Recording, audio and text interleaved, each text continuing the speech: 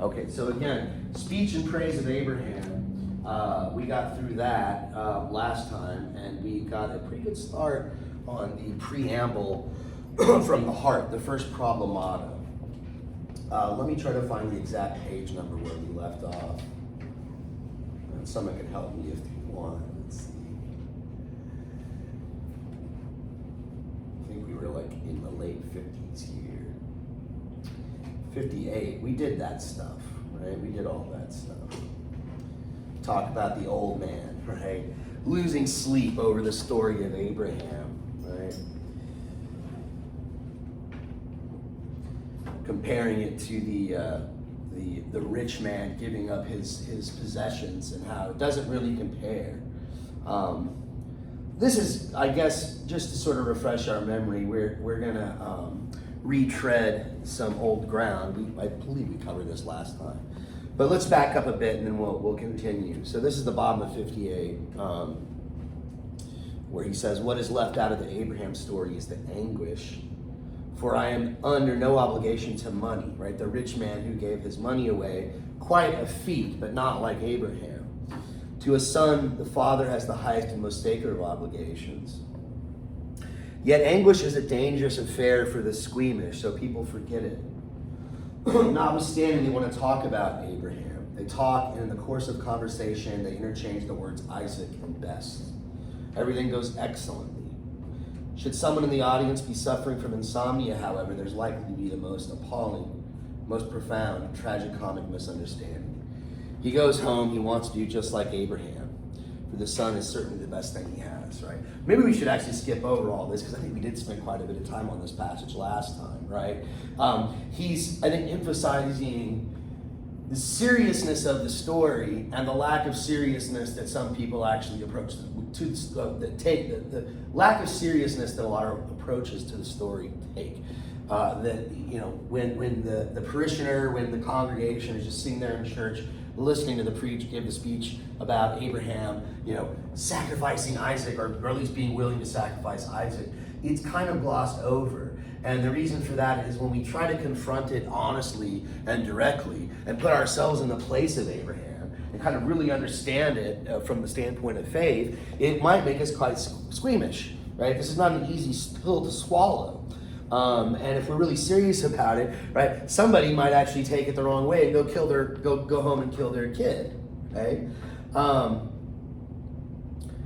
I'm skipping quite a bit there because, again, we covered this last time. Bottom of 59, should the sinner, on the other hand, not be convinced his situation will be tragic enough, the sinner, the guy who goes home to murder his son after hearing the speech about Abraham, in short, he would have come to an unhappy relationship with so-called reality, though in another sense, I should think that Abraham made him happy, for he who labors does not perish. So remember, this is how this chapter begins. There's a saying that whoever doesn't work doesn't get their bread, right? You don't work, you don't get your bread. He says this is a bullshit saying. Plenty of people don't work and get plenty of bread. And there's plenty of people that work their ass off and get no bread. So this doesn't apply to the outer world. This applies to the inner world of the spirit, I suppose. Only those who do the work get their bread. And doing the work means becoming an insomniac, basically. Losing sleep over, at least the story of Abraham, to try to understand faith, and coming up short. Perhaps maybe there's a way for us to find faith ourselves. He might not get much into that in the reading that I gave you. So who knows? We'll see how we feel it when we get to the end of this. If y'all want to continue, we always can. But let's jump to the top of 60. I don't think we got this far last time. What explains a contradiction like this speaker's? Is it because Abraham has acquired proprietary rights to the title of great man, so that whatever he does is great, and if anyone else does the same, it's a sin, a crying sin? So, what explains this contradiction? Why is Abraham a hero for what he did, but if somebody from the church went home and did the same thing, they're a sinner? What is the distinction? Why do we praise one and condemn the other? Is it just because Abraham has this title? He was the patriarch that made it, he's the father of faith. He lived thousands of years ago. It's part of the Bible. If that's the only thing you got, He says, I have no wish to take part in such mindless praise. If faith cannot make it a holy deed to murder one's own son, then let the judgment fall on Abraham as on anyone else. If one has the courage to think this thought through, to say that Abraham was a murderer, then surely it is better to acquire that courage than to waste time on undeserved speeches in his praise. So in a way, he's thinking it's better just to condemn Abraham, to think of Abraham in terms of the ethical. Let's refresh our memories. Remember, for Kierkegaard, we are able to see our existence or the world, and we judge it through these sort of lenses of the aesthetic, which we really haven't talked much about since the first day. The ethical and the religious. So the temptation is to try to interpret the story of Abraham through the lens of the ethical. Try to make sense of it. Try to rationalize it. He wants none of that. He says if you try to explain the story of Abraham in terms of the ethical, then what do you have to say? What would your judgment be about Abraham? Would he be a hero? No, he'd be a murderer. Evil, bad, right?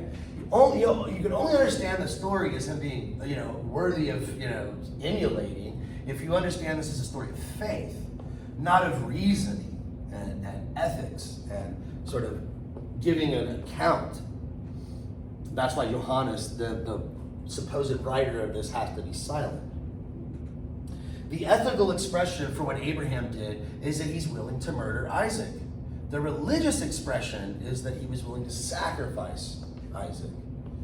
But in this contradiction lies the very anguish that can indeed make one sleepless. And yet with that anguish, Abraham is not the one he is. Without that anguish, without that internal tension. Right? In other words, this story just can't be explained away. Skipping to the bottom of the page there, he says, can one speak unreservedly of Abraham then without risking that someone will go off the rails and do likewise? Like the guy he's talking about we mentioned last time.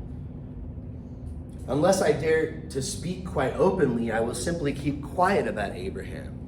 And above all, not diminish him so that by that very fact he becomes a snare for the weak.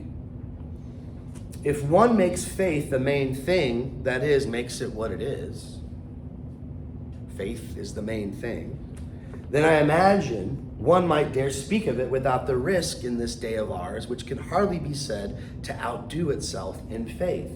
And it is only in respect of faith that one achieves resemblance to Abraham, not murder.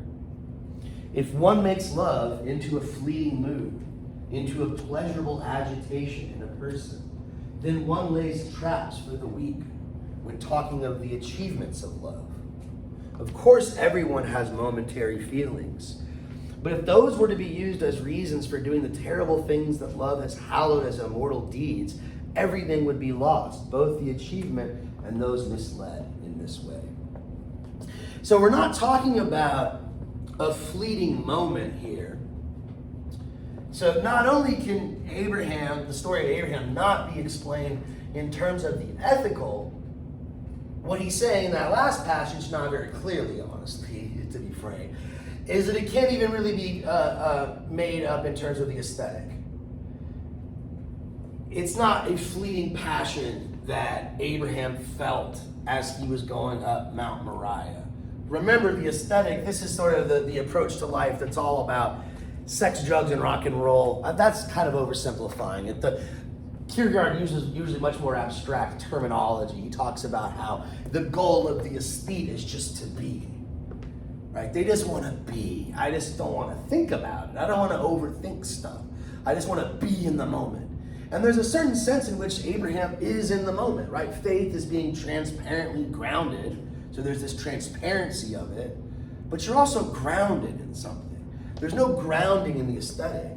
When you're the aesthetic, remember the example I gave, I think, on the first day of class is the seducer. He seduces the woman. He's not in love with her. He just thinks she's hot, she's cute, she's interesting. And as soon as she's boring, he moves on to the next seduction. So there's no grounding, there's no stability, there's no sense of self. The ethical tries to combat that by establishing a sense of self. I'm a husband, or I'm a preacher, or I'm a teacher. I have this role that X, Y, and Z are my duties, and I have to follow X, Y, and Z, and it's a prescription, and I can explain it to the world, I can rationalize myself to others. Faith is something beyond both of these, but it seems to also include elements of both. Right? I mean, like, there's this kind of immediacy of it that is akin to the aesthetic. The aesthetic person doesn't want to think about things. They don't want to mediate in their mind. They want it immediately. They want instant, fleeting, he mentions making love into a fleeting mood, right? Just get my kicks and then move on to the next one.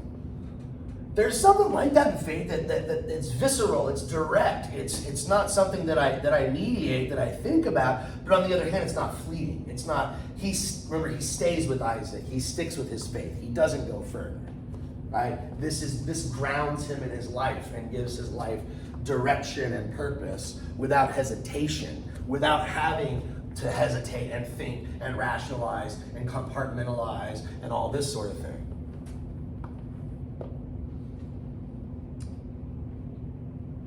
So skipping even further, let's go to page 62.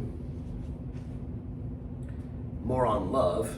And he says, love after all has its priests in the poets, and occasionally one hears a voice that knows how to keep it in shape. But about faith, one hears not a word.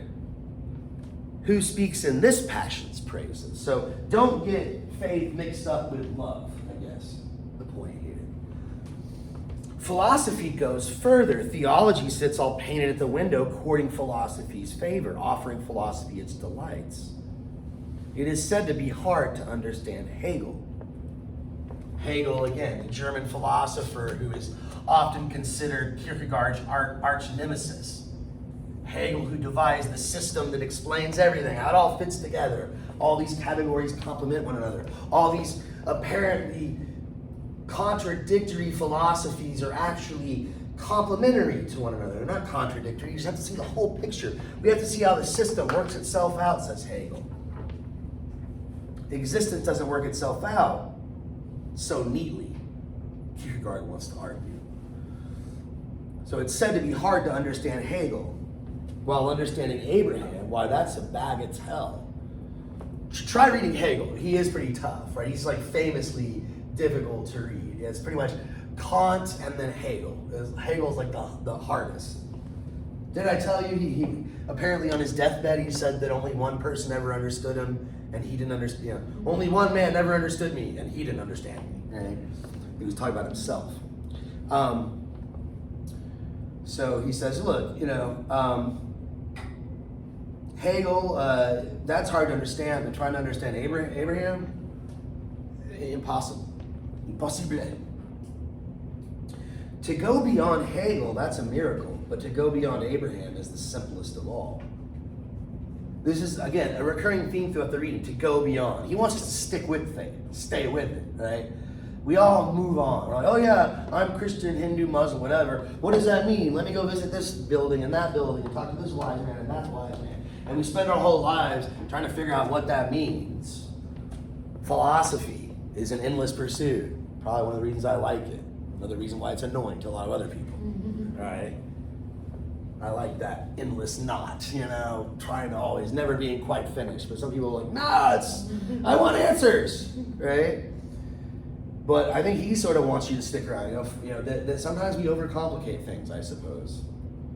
And maybe he's overcomplicating things. I don't know if we're going to get this far today, but when there's an example he gives towards the end of the reading that I scanned for you guys, where he gives an example of what he calls the knight of faith. K-N-I-G-H-T, right? Like a knight in shiny armor, but the knight of faith. And it's a description of somebody who doesn't sound quite as grandiose as Abraham. So faith doesn't necessarily have to be, I think as grandiose as some of this writing makes it out to be. I, for my part, have devoted considerable time to understanding the Hegelian philosophy. believe also that I have more or less understood it.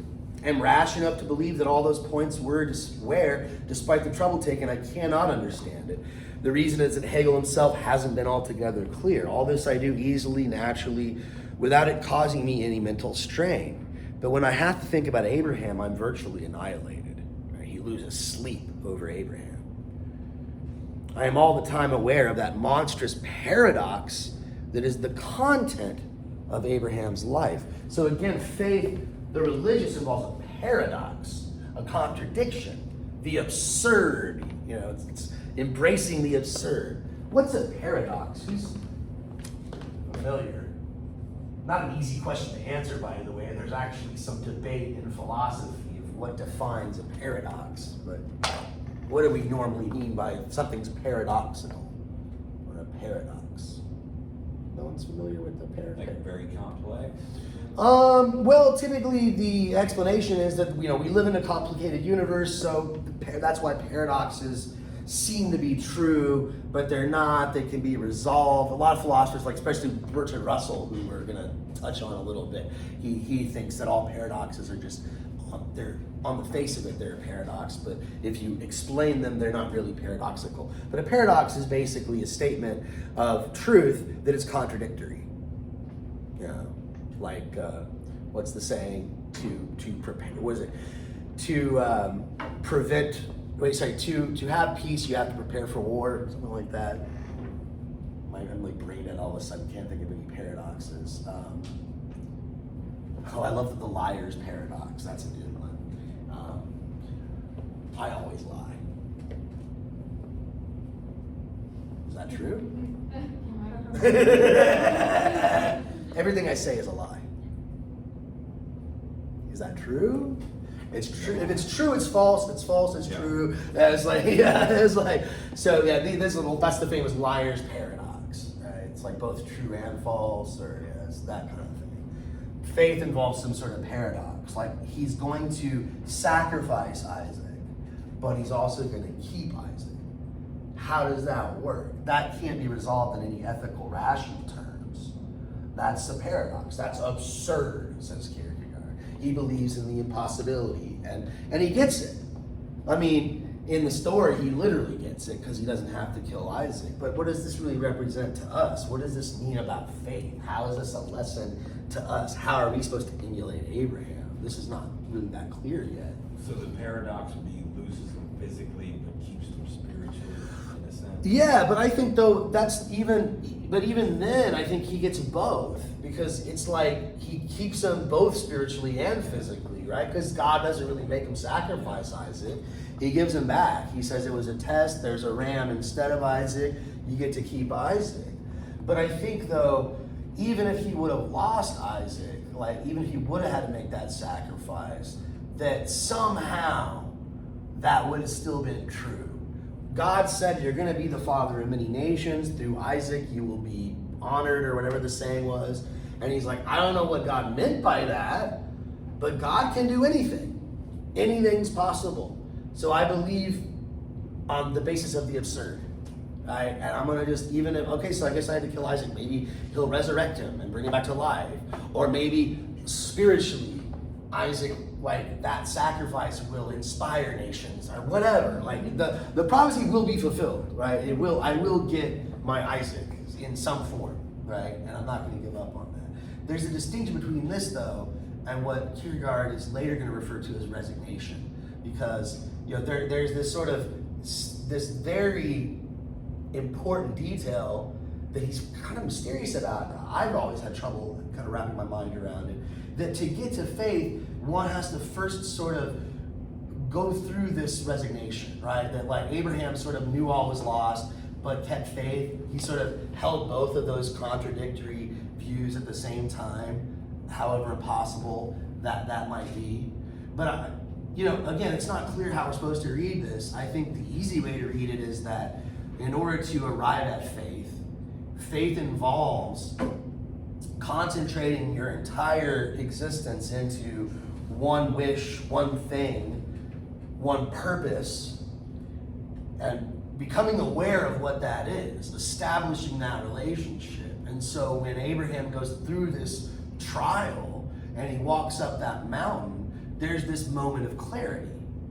You know, so he sort of like, he realizes what matters and what doesn't in his life. And then he goes through that experience, he gets down from the mountain, and every step from then on out, he's taken with a little bit more, I would say more or less, but it's in faith, and so it's with the sort of confidence. He's grounded, transparently grounded in that faith, and it guides all of his other decisions. But there's this trap that most of us fall into, even when we dream big, like Abraham dreams big. Sometimes we bungle it, and we end up getting stuck in what he calls this infinite resignation. You know, this sort of like, I could have been a contender psychology. You know, things could have worked out if only this one thing. And we get just stuck in that. And so that's sort of the, I guess the fork in the road, right? Either you go through this ordeal and you pass the test like Abraham did, and then your life is sort of like not easy.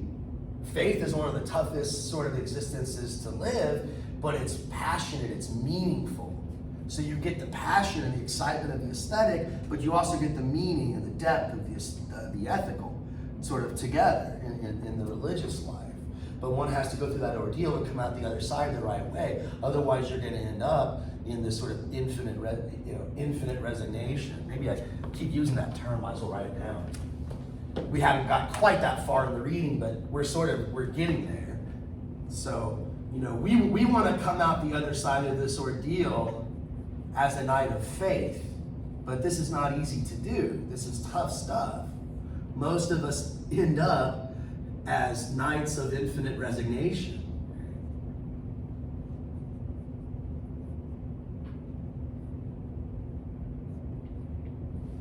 We're infinitely resigned. And we're sort of stuck, right? We're stuck in usually some sort of abstraction, some sort of idea, some sort of hope for something. There's a great film, in fact, I even sort of debated of showing the movie, but in a way, I'd be kind of plagiarizing. There's a professor from UC Berkeley named Hubert Dreyfus, he's not with us anymore, but he used to teach a class on existentialism, and he would cover Kierkegaard in this book, and he would show this film that's, I think it's an old movie, black and white, subtitles, it's all in French, so I was kind of like, I don't know if my students are gonna want to sit through that, whatever. But in the film, the movie's called Hiroshima Mon Amour, right? Which is French for Hiroshima, my love, right? Hiroshima Mon Amour. I think that's how you spell it in French with the U. So it's about these two people. One is a French woman. I forget what her profession is, but she's a professional because she's on a business trip to Hiroshima. So she's in Japan. Who knows about her? What's Hiroshima known for? What's the history behind Hiroshima?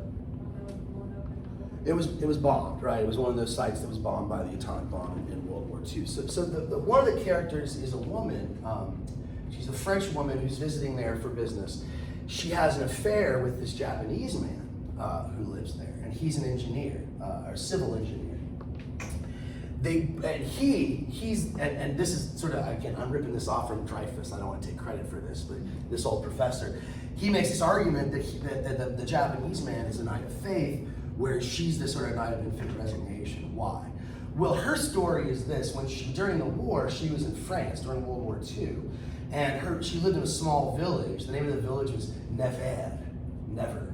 And that's why the guy drives whoever wrote this read Kierkegaard. Like, this is the night of infinite resignation. Never, right?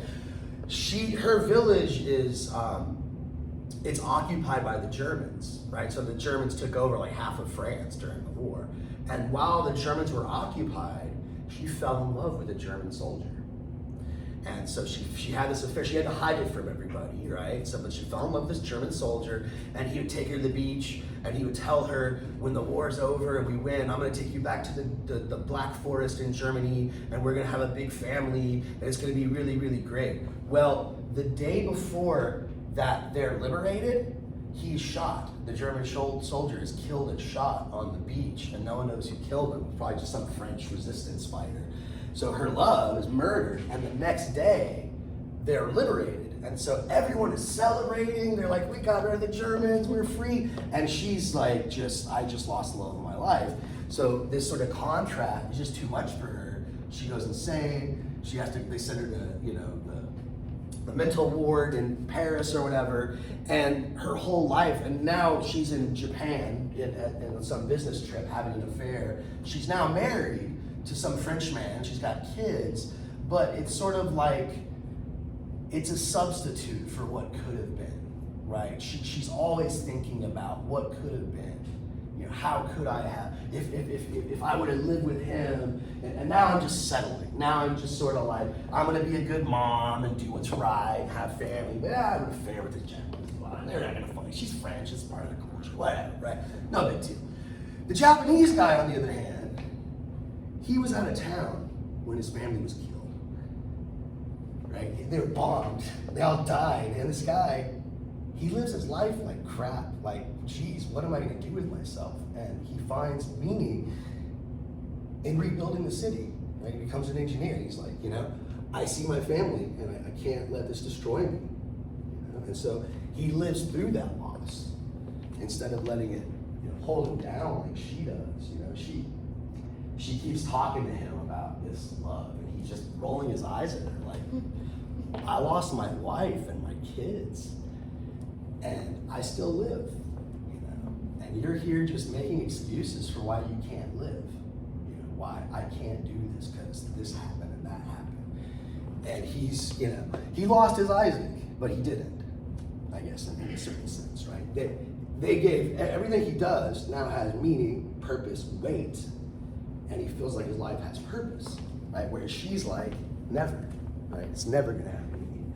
So this is like tough stuff, because he has to face up to this every day as he's building his city back, rebuilding it. But that helps him live with his loss. She won't let go of it, right? She's just carrying that loss with her as a burden, infinite resignation. And in a way, Kierkegaard kind of admires this, because he's like, look, at least she had something that she loved. Like, a lot of people don't even get to that point.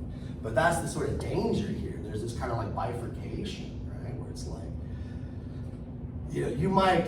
you're gonna face that, your calling or whatever it is. Kierkegaard's gonna argue, you're gonna face your calling, and instead of like actually like living, maybe she could have like been an advocate after the war, like for like a reconciliation between the German and the French. I don't know. She could have used that loss as something to drive her forward, right? Instead, she uses it as an excuse, as a sort of, I'm just gonna, use this. My life is kind of meaningless. I lost the love of my life. That was my one chance. That was my one shot. Whereas I think the story that he's trying to present here with Abraham is that despite all these sort of curveballs that God kept throwing, right? It's like, I gotta move to this faraway place that I never heard of. I gotta wait till I'm 100 and whatever to have, like, God, are you fucking with me or something? Like, what's going on here? Like, I'm the chosen one? Can I be like the second chosen one and like not get all, But it's sort of, I guess when he gets through that, he's like, aha, that's what this was all about, right? And so that's what it all meant. And that's gonna give my life meaning and purpose. And it's in, I think it's in Kierkegaard's Sickness Unto Death, where he talks about the eternal and what he thinks our relationship to the eternal is when we have faith. The eternal, it's not some out of the world, sort of outside of time and space, heavenly realm. The eternal is when we come to this realization of what we're here for. Right? Maybe this man who's trying to rebuild Hiroshima after the war, he's like, okay, well, I guess my life is not to be a family man. I lost my wife and kids. But my job is to honor them, right, through my work, to rebuild the city, to not let that get me down, right? And that's gonna, that's a tough thing to find, right? And a lot of us, once we find it though, and this is back to the eternal, then we understand, right? you get a lot of people talking about, I hear, I don't want to pick on the girls, but I don't ever hear guys talking like this. I could be wrong, but women will always talk about how dudes wasted their time. If they, I broke up with him and he wasted my time. We were together for whatever month and what a waste of time. And I'm like, well, maybe, but maybe you didn't. Maybe you learned something about yourself, right? Like you kind of have to date around to kind of know what you like and what you don't like. So as long as you learn something from it, maybe it really wasn't a waste of time. And so once you actually do find something that you do like, that you stick with, you stay with them, you don't move on, right? Keep going. Then everything sort of takes context, and you're like, okay, so it sucked that I didn't get, I tried to be this and I failed. I tried to be that and I failed. But maybe those failures show me what I really was good at, and those failures show me what I really am meant to do, what I am really happy doing, and so on and so forth, right? And that's the sort of overcoming, I guess, of that trap that we could all fall into, right? That infinite resignation.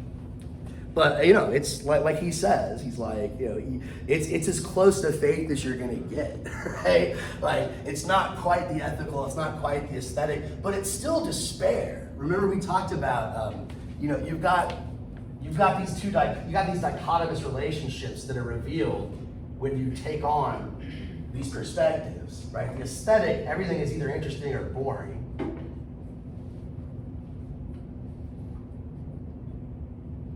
And if you're in the ethical mode, it's either good or bad, good or evil. But for the religious, the dichotomy is faith and despair.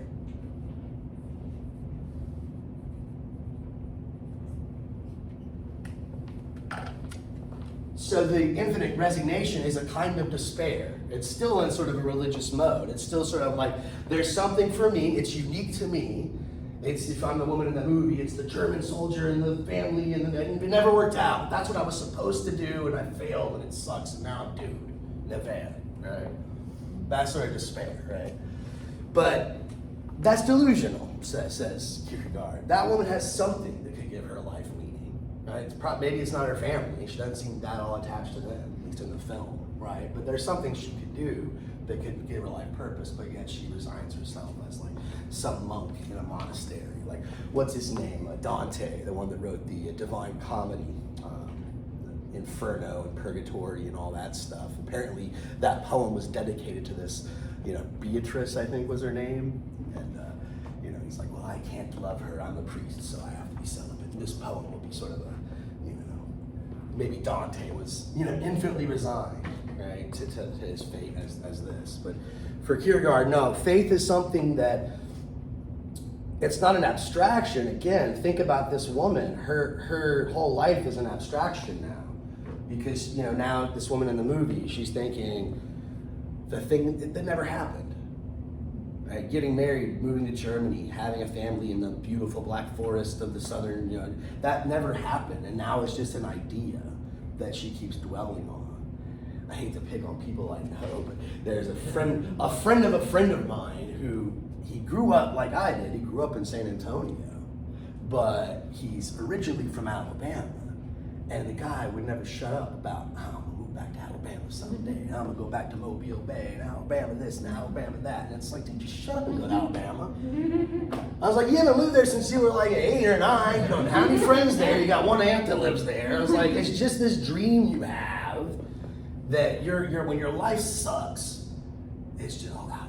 You know what I mean? Like, it's just, I don't think you really want it. I don't think you really want it. You almost just want the idea. That's the comfort, And that's sort of, he talks about how, he gives us these interesting metaphors of the dancer and the people who sort of, they try to dance and they land in their pose. And it's such a choreographed movement. But to be a good dancer, you have to do it in such a way where it looks like it was flawless, and you land on your feet. You're in this sort of contorted position, but without wavering, without sort of tripping up or whatever. What was he doing there? What is he talking about, you think? He says, so the night of faith can do that. Right? The night of infinite resignation can maybe like play it. They can do it so well that you don't notice them shaking, but they're shaking, right? Whereas the night of faith, they make the landing, they do the crazy ass ballerina trick, and they flip over, and they land, and they're contorted position, and they're not shaking, they're completely stable. You know, and he compares that to how Abraham received Isaac after the trial was over, that Abraham didn't hesitate, that he hugged Isaac, you know, and welcomed him back as a father. Not all like, geez, that was screwed up. Like, you know, how's he gonna look at me from here? He kind of got it, and from that point on, there was this clarity, and there was no hesitation. What's going on with that? Try to keep it super highbrow, so let me use an example from South Park. You ever seen that show South Park? I'm sure y'all seen. So there's an episode where they lose the internet from a few, it's an older one, like 5 or 6 years ago. But they all lose the internet shuts down. And there's a character on the show, she's like, I guess, kind of a side character. Shelly, I think is the name. It's Stan's sister. She's always got braces and she talks with a lisp or whatever. Shelly. She's like the angry teenage sister, basically, right? Well, in this episode, she's got this online boyfriend, like named Emir or something. And so every time she gets in a fight with her parents or her brother, she's like, "You guys suck. I wish Emir was here. He understands me. Emir loves me." You know, that was sort of her, you know, Emir was this sort of guy that, like, her online boyfriend. They never met in real life, but they would always, you know, FaceTime or whatever you kids do these days. And, but it's funny because they all lose the internet, right? So there's no internet, and they're all like, there are these, they're all in these camps where they're like internet stations where people can like go and get internet for like an hour a day or whatever the hell. So all the people are freaking out. Internet's down. They're all like, you know, in these like, you know, basically FEMA shelters for, you know, people without internet. And she's like getting in an argument with her brother, family, Shelly is, and she hears Emir's voice. And she's like, "Oh my God, who is that?" And then like they see each other, and it's like, oh hey. And they're just kind of like real shy and like, "Oh, what's up? What's going on? Oh, hi, God, nice to meet you. Yeah, I guess I'll message you when we get back home." You know, it's like they were like, it was like the dog that caught the car. You know what I mean? And so to me, that's sort of like this bullshit, right? That's sort of like, do you really want that? This is an excuse you're making to yourself, right? Emir, whatever. Emir understands me, and he does, you know, you guys don't get me, but he does. That's just, it's a comfort to you to think that, but it's bullshit, right? Does Emir really understand Shelly? I mean, they're fictional characters, but probably not. And, you know, some relationship like that, and then from the way they react to each other when they finally meet each other, right? They got this thing in their head of like, this is what I want. This is, you know, I got this sort of checklist, my sort of Christmas list of like the perfect life. Then you get it, and it's like weird, you know. You're like, wait a minute, I don't want that. I was lying to myself, right? Like that guy I was telling you about, he moved to Alabama. You think he's happy now? No, he's still miserable. You know, he still thinks life sucks and all this stuff. So, yeah, I mean, he didn't find faith, I guess. He didn't find his Isaac. Who knows what his Isaac is? Here's that passage I was talking about. It's on 69, but I'm skipping a lot though, because he gives the example I was mentioning earlier. He talks about, look, if I saw the knight of faith, I'm not sure I would know him. I feel like I'm skipping way too much, although I explained quite a bit there. Let's read his works. Let's go back to page 66. This sort of, I think, is an explanation a bit of the phenomenon I was just discussing, this sort of hesitancy and the kind of lack of it in Abraham. So if only Abraham, the instant he swung his leg over the ass's back, had said to himself, now Isaac is lost. Right? Infinite resignation. I could just as well sacrifice him here at home as the journey to long road to Moriah. Then I wouldn't need Abraham. Whereas now I bow to his name 7 times and to his deed 70. For that is not what he did, as I can prove by the fact that he received Isaac back with joy, right? Not with this sort of hesitancy. Really heartfelt joy that he needed no preparation, no time to adjust himself to finitude and its joy. Had it not been thus with Abraham, he may well have loved God, but he would not have had faith.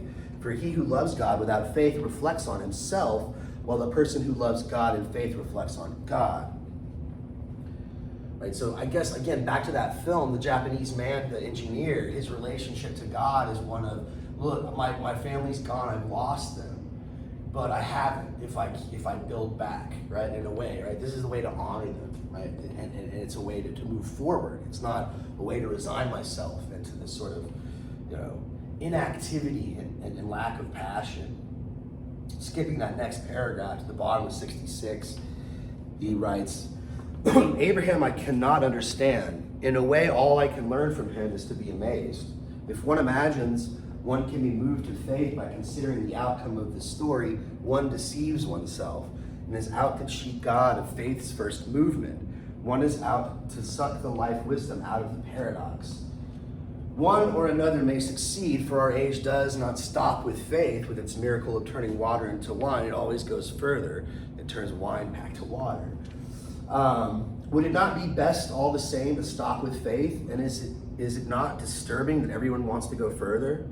When people nowadays, as in fact variously announced, will not stop with love, where is it they are going? To worldly wisdom, petty calculation, to paltriness and misery, to all that could put man's divine origin in doubt? Would it not be better to remain standing at faith, and for the one who stands there to take care not to fail, or not to fall? For the movement of faith must be made continually on the strength of the absurd, though in such a way be it noted that one does not lose finitude, but gains it all in one piece. So again, he uses like very abstract language, but he keeps repeating this part that the knight of faith doesn't lack finitude. In other words, they're not some otherworldly type of existence. It's not like some monk in a cave praying to God all day, or some Buddhist monk meditating all day. That's not the religious spiritual experience. It's not like that at all. Again, one does not lose finitude, but gains it in one piece. That man, he finds something to actually do with his life to build his city back, physically build it back, to make it a better place, right? To honor his loved ones in that way. It was not some sort of like, oh, it could have been. It's not some sort of fleeing into abstraction. I, for my part, can indeed describe the movements of faith, but I cannot perform them. When learning how to make swimming movements, one can hang in a belt from the ceiling. One may be said to describe the movements all right, but one isn't swimming. Likewise, I can describe the movements of faith, but when I'm thrown into the water, although I may be said to be swimming, for I'm not among the waders, I make other movements. I make the movements of infinity, while faith does the opposite. Having performed the movements of infinity, it makes those of finitude. Right? Going through that trial, I suppose that's making the movements of infinity, thinking about all the possibilities, picking one because that's the one, and then coming back down to earth, I suppose, no other way of putting it for me, and then being transparently grounded in the power that established you, as Kierkegaard likes to say. At the bottom of that paragraph, he says, the knights of infinite resignation are readily recognizable. Their gait, their way of walking, is gliding, bold. But those who wear the jewel of faith can easily disappoint, for their exterior bears a remarkable similarity to what infinite resignation itself as much as faith scorns, namely the bourgeois Philistine. So the knight of infinite resignation is typically, he says something that's easy to spot. The knight of faith, not so much. The knight of infinite resignation, they are gliding bold in their gait, in their way of walking, right? This woman is sure of herself, right? She's kind of given up on life, so what the hell does she care? She's got nothing to prove. She's gonna go have fun and have a tryst with this handsome Japanese dude. Who cares? Smoke a bunch of cigarettes and get drunk for a weekend, right? You're not gonna brush her aside. Whereas the knight of faith, he says, resembles a bourgeois Philistine. Y'all know what bougie means. What's bourgeois? What's bougie? Like working class type. Well, yeah, working class is probably like commoner, I guess. Well, commoner is more like the proletariat. Working class is the proletariat. Those are the proles. Bourgeois are like the well-to-do. They're like a managerial class. the sort of the owner class, that kind of thing. They're the rich, the kind of snobby people. But bourgeois though too, Philistine, if you put those two words together, the word Philistine, well, it comes from the Bible, right? It's capitalized. They're actually talking about actual people, the Philistines, who honestly I hear they actually get a bad rap. In the Bible, they're in the Old Testament, they're characterized as being uncultured and backwoods and stupid and not unsophisticated compared to the Jewish culture. But archaeological evidence actually proves that pretty wrong, that their culture was actually kind of more advanced than the Hebrews at the time. But nevertheless, that name has stuck as a sort of insult, especially I think in the German like 1800s when the university system was kind of being formed. They would call anybody a Philistine who was uncultured, like most Americans, right? We just, if it's not football or beer or donuts, we're like, why do you want to do that?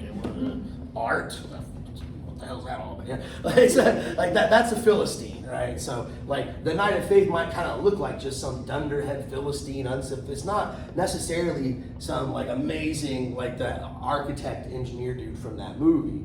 In fact, he gives us a description of this guy on page 68, and he's just like some tax collector dude, although tax collector is kind of biblical, right? Didn't Jesus hung out with all the not the money handlers, he hung out with Roman tax collectors and prostitutes. Those were his crew, I guess. They were the ones that needed the help the most, right? But on 68, we get kind of a description of what he kind of imagines the Knight of Faith being like. About a third of the way down, he writes, "The moment I first set eyes on him, I thrust him away, jump back, clasp my hands together, and say half aloud, 'Good God, is this the person? Is it really him? He looks just like a tax collector. Yet it is indeed him. I come a little closer. I watch the least movement in case some small, incongruous optical telegraphic message from the infinite should appear. Is he lost in some spiritual daze? A glance, an expression, a gesture, a sadness, a smile betraying the infinite by its incongruity with the finite. Right? Is he lost in some abstraction? Is he like that woman in the movie who can't get over that one love? No, I examine him from top to toe in case there should be some crack through which the infinite peeped out. No, he's solid through and through." And skipping forward, he says, "This man takes pleasure. He takes part in everything. And whenever one catches him occupied with something, his engagement has the persistence of the worldly person whose soul is wrapped up in such things. He minds his affairs. To see him at them, you would think he's some pen pusher who had lost his soul to Italian bookkeeping. So attentive to detail is he. He takes a holiday on Sundays. He goes to church. No heavenly glance or any other sign of the incommensurable betrays him. If one didn't know him, it would be impossible to set him apart from the rest of the crowd. For at most, his hearty, lusty psalm singing proves that he has a good set of lungs. In the afternoon, he takes a walk in the woods. He delights in everything he sees, in the thronging humanity, the new omnibuses, the sound. To run across him on Trembling, you'd think he was a shopkeeper having his fling. Such is his way of taking pleasure. For he's not a poet, and I've sought in vain to prize out of him the secret of any poetic incommensurability. Towards evening, he goes home, his step tireless as a postman's. On the way, it occurs to him that his wife will surely have some special little warm dish for his return. For example, roast head of lamb with vegetables. If he were to meet a kindred spirit, he would continue as far as Osterpoort so as to converse with him about this dish with a passion befitting a restaurateur. As it happens, he hasn't a penny, and yet he firmly believes his wife has this delicacy waiting for him. If she has it, to see him eat it would be a sight for superior people to envy, and for plain folk to be inspired by, for his appetite is greater than Esau's. If his wife doesn't have the dish, curiously enough, he's exactly the same. So this is just like a happy-go-lucky dude, right? As like, I don't care. It's like, I'm gonna be walking home and I'm bumping into some guy and bragging about how my wife's such a great cook and she's got this really great, delicious lamb she's roasting for me. And I'm like, just I don't know what she's got roasting for me. I come home, she's like, sorry, honey, all we got is sardines. And I'm like, okay, whatever, that's cool. They're good with salt. You know, it's like, I'm just, you know, you're not gonna knock me down. Right? You're not gonna, I guess I'll whistle while I work or something like that. So there's this sort of relationship the Knight of Faith has with his community, his surroundings, the people around him, that is grounded. I keep using the same words over and over again. He's very grounded, it's transparent, but it's not, again, some sort of like other worldly, monastic, separating himself from society. And it's also not a dramatic sort of Abrahamic figure that we're getting here. You know, this guy who's like walking on the mountain with a knife, you know, willing to say. It's just, you know, he's a common dude, right? He's a common guy. And also, I think another point of this passage is that faith is not something one can judge from external appearances. You can't just look at somebody. It's something that you live, that you experience from within. So whether you have it or not is something that you have to grapple with. It's not something one could analyze from the outside. At the bottom he says, and yet, yes, it could drive me to fury out of envy, if for no other reason. And yet this man has made and is at every moment making the movement of infinity. And so he's got this relation to the infinite. He's got this relationship to God, as Kierkegaard would like to put it. He drains in infinite resignation the deep sorrow of existence. He knows the bliss of infinity. He has felt the pain of renouncing everything. So again, one has to go through this resignation to come out the other side. Whatever's most precious in the world, he knows what it's like to have to renounce that. And yet to him, finitude tastes just as good as to one who has never known anything higher. For his remaining in the finite bore no trace of a stunted, anxious training. And still he has the sense of being secure to take pleasure in it, as though it were the most certain thing of all. And then we get to the passage that I was talking about earlier, the dancer, right? This is kind of towards the middle of the page there on that same page. He says, it is said that the dancer's hardest task is to leap straight into a definite position, so that not for a second does he have to catch at the position, but stands there in it, in the leap itself. Perhaps no dancer can do it, but the knight does it. Right? This is what the Knight of Faith does. The mass of humans live disheartened lives of earthly sorrow and joy. These are the sitters out who will not join the dance. The Knights of Infinity are dancers too, and they have elevation. They make the upward movement and fall down again, and this too is no unhappy pastime, nor ungracious to behold. But when they come down, they cannot assume the position straight away. They waver an instant, and the wavering shows they are nevertheless strangers in the world, right? Shelley meets whatever the guy's name was, Iman or whatever, and she's like, oh wait, it's not no, I don't really want this. I just said I wanted this, right? I want to be lost in this infinite resignation. This may be more or less evident depending on their skill, but even the most skilled of these knights cannot hide the vacillation. One doesn't need to see them in the air. One only has to see them the moment they come and have to come to earth to recognize them. But to be able to land in just that way, and in the same second to look as though one was up and walking, to transform the leap in life to a gait, to express the sublime in the pedestrian absolutely, that is something only the Knight of Faith can do. And it is the one and only marvel. So this is pretty close to the end of the reading. I've got like one more page to get through. Let's see how we're doing on time. Okay, we're doing like pretty good on time. We still got like 20 minutes to go. So I might actually have to cut it a little bit early today. But that's fine with me. It gives me time to catch up on some stuff. But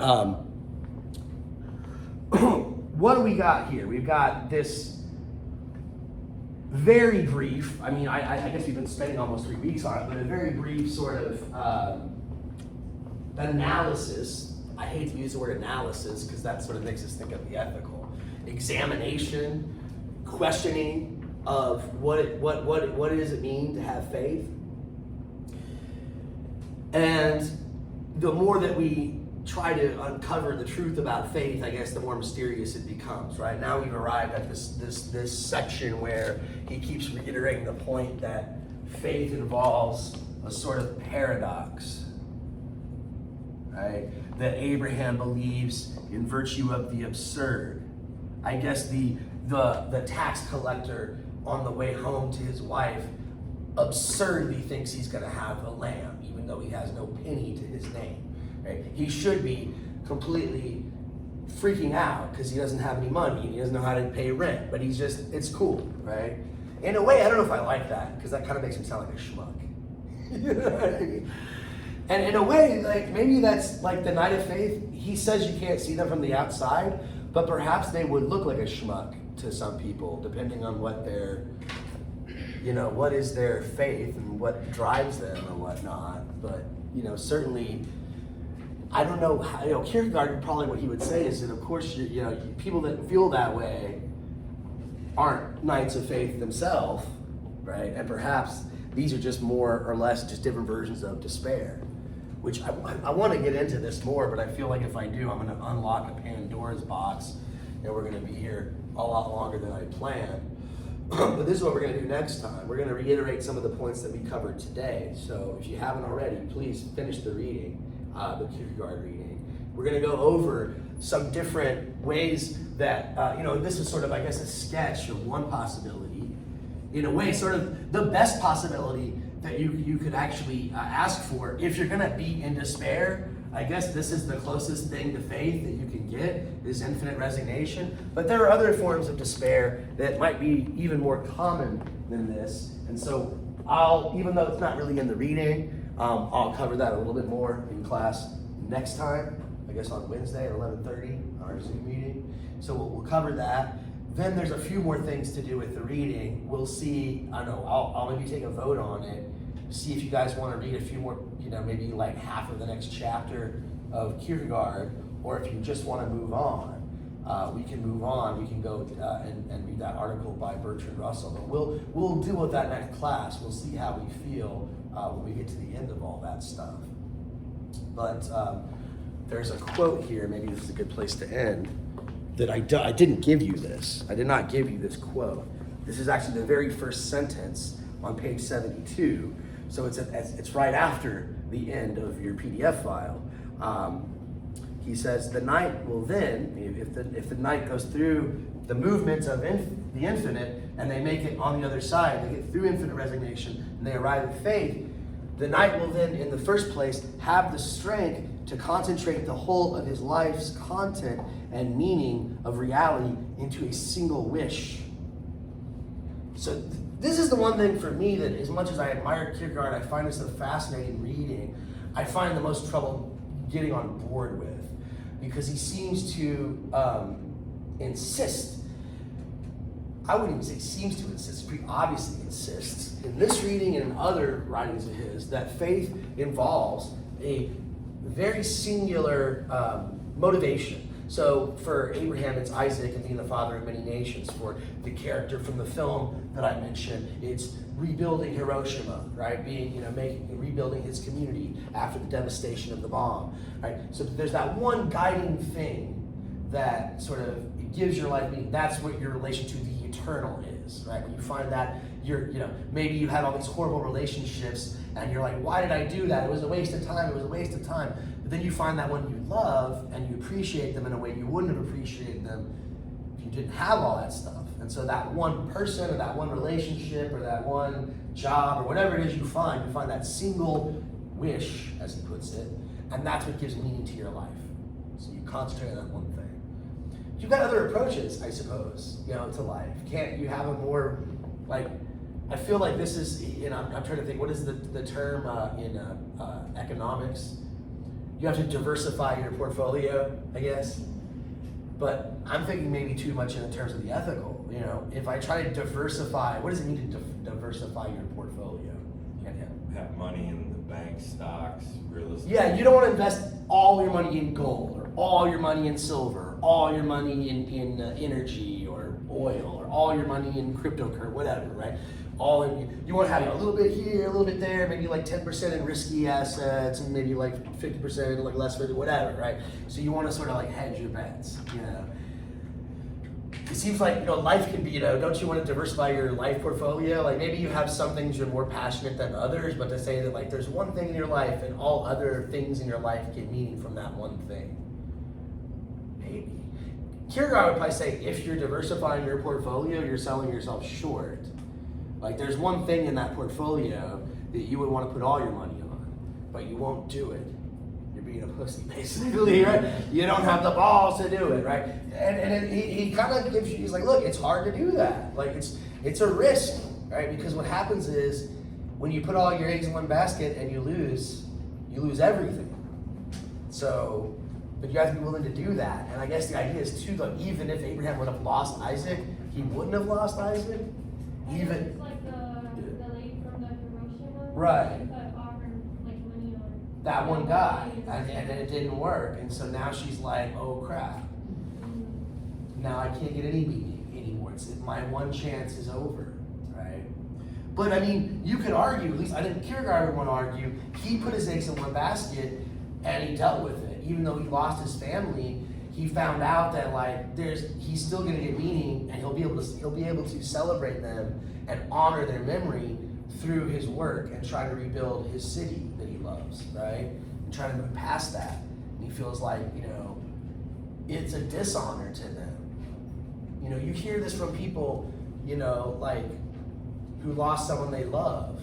Like if they're married or something, sometimes their spouse will tell them, like I don't want you, if I die, I want you to find someone else. I don't want you to be alone forever, like that happens quite a bit. Like people get cancer, terminally ill or whatever, and they're like, look, I know you love me and I love you, but if I die, I don't want you to just be like, I'm never gonna date anybody like I want you to be happy. So if you meet somebody you're happy, you don't feel like you're cheating against my memory by doing this, sort of thing. So I guess that's the sort of thing is the guy, it's not that he lacks his faith in his family, they're gone. But he has faith in, something else, right? He gets meaning through that horrible, traumatic, loss. And it's not really, it's still a loss, obviously, right? It's still a loss. But it's not a complete loss because it makes him, it gives a life purpose. It gives a life direction. It gives a life meaning, And for her, the opposite happens, right? Because she doesn't get that thing. That loss is something she carries with her, and she doesn't use it to build up or to create meaning, but rather she uses it as impossibility of having any meaning or significance, right? She just kind of ends up in this sort of nihilistic despair, right? Very depressing, I guess you could say. But she had passion, she had something, and to me that's a danger. Like I'm more, I guess, we'll talk a little bit about Nietzsche later this semester. Nietzsche seemed to advocate in his earlier works more of like, he called it a self-overcoming. That life, to have a good, well-lived life, one must shed off your old self and keep adapting. And so there might be something you're really super passionate about, but you get as much out of that as you can, and then you move on. That's kind of the way you could argue it's kind of an aesthetic approach to life, right? You gotta be interesting, But for Nietzsche, he thinks of it in terms of strength and becoming a stronger individual, and that as an organism or living being, you try a thing out and you get as much out of it as you can. I'm going to rip off another example from Dreyfus. He talks about Picasso, the painter, the artist, as a good example of this approach to life, because Picasso went through so many different phases. When he started out, he was painting realism. Like he didn't draw the weird cubist, those realistic paintings. So if you look at his early work, it looks just kind of just like a normal painter. Then he had a blue period where he was painting just blue and white. That was the only colors he was using. He had a rose period where everything was rose. Then he was a cubist. Everything was cubic, Then he had the abstract express. So he has these different things. He's like, oh, this is one way of seeing the world. Let me get as much out of it, create as much and do as much, and then move on. And there's this like constant sort of almost like a caterpillar shedding its skin every time, getting better kind of thing. But where Kierkegaard, he's like, no, there's one thing, and you know what it is. Most of the time it's something that's going to require you to put a lot of passion, a lot of work, and a lot of dedication, and sacrifice, and piss off some other people in your life. You're gonna say, hey, you know, like this is the thing, you know, not you, sorry.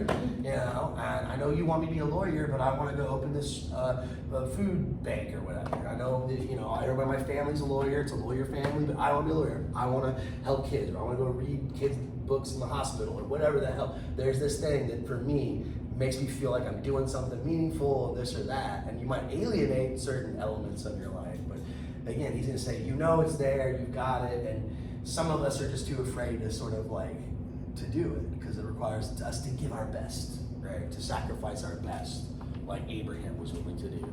So that sort of thing. And most of us flee from that calling in despair, right? And we might end up in infinite resignation, or one of the many other forms of despair, which we will talk about in more detail on Wednesday. But I'll stop it there. This is a good